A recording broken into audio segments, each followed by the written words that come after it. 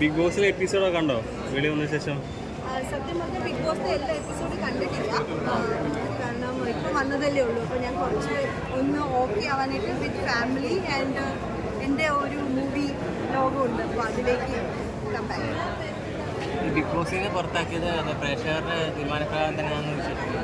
കേട്ടില്ല. ബിഗ് ബോസിൽ നിന്ന് പുറത്താക്കിയത് പ്രേക്ഷകരുടെ തീരുമാനപ്രകാരമാണെന്ന് പിന്നെ കരുതുന്നു. അങ്ങനെയാണ് ഞാൻ വിചാരിക്കുന്നത്. അങ്ങനെ ആയിരിക്കാം.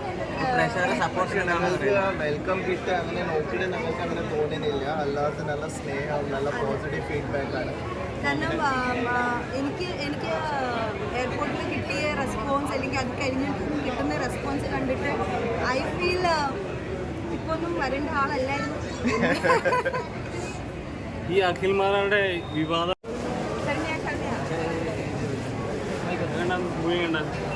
മൂവി സസ്പെൻസ് ആയിരുന്നു. ഇൻട്രസ്റ്റിംഗ് ആയിരുന്നു.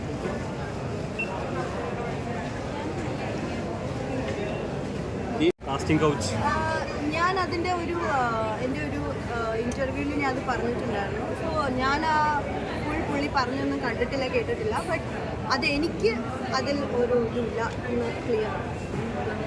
ഞാൻ ക്ലിയറാണ്. അങ്ങനെ ഒരു സാധ്യതയുണ്ടോ? കാസ്റ്റിംഗ് കൗച്ച് സാധ്യതയുണ്ടോ ബിഗ് ബോസിൽ? ഞാൻ അതിലേക്ക് അധികം ചെതഞ്ഞ് കയറിയിട്ടില്ല. So I don't know. ഈ ജാസ്മിൻ ഗബ്രി പ്രണയമൊക്കെ ആദ്യം മുതൽ തന്നെ അവരുടെ പ്രണയം സ്റ്റാർട്ട് ചെയ്ത സിനിമയായിട്ട് കാണിച്ചിട്ടുണ്ട്. അപ്പോൾ അതൊക്കെ ഫേക്കായിട്ട് തോന്നിയിട്ടുണ്ട്.